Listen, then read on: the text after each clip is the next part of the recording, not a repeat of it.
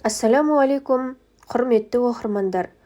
Лос-Анджелестегі өрт кезінде бір мұсылманның үйінің аман қалғаны туралы әңгіме халық арасында ғажайып оқиға ретінде айтылып жүр. Мұндай оқиғаларда адамдар оны ерекше белгі немесе Алланың рахымы деп түсінеді. Әңгіме мазмұны Лос-Анджелестегі бір үлкен орман өрті кезінде мыңдаған үй жанып кеткен. Алайда өрт ортасында орналасқан бір мұсылманның үйі отқа оранбай аман қалған. Өрт толқыны бұл үйді айналып өтіп кеткен сияқты көрінген.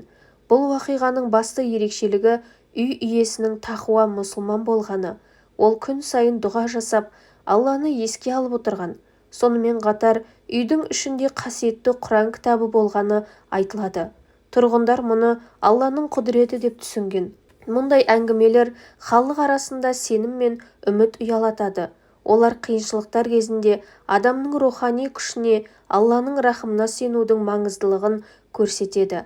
Және де Лос-Анджелесте 2021 жылы орын алған өрт кезінде бір ерекше уақиға халық арасында кеңінен тарады. Бұл уақиға өрттің ортасында орналасқан мұсылман отбасының үйімен байланысты болды.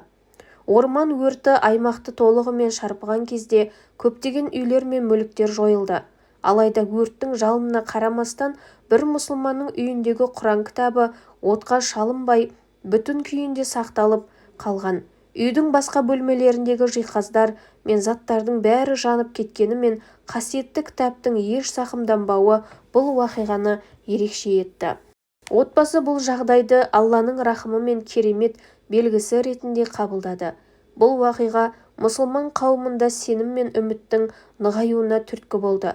Жақын маңдағы тұрғындар бұл уақиғаны ғажайып деп атады. Өйткені өрттің күші өте қатты болған еді. Құранның өрттен аман қалуы көптеген адамдар үшін рухани белгі ретінде қабылданды. Әлеуметтік желілерде бұл уақиға кеңінен талқыланып, адамдарға қиын сәттерде сенімді жоғалтпау керектігін еске салды.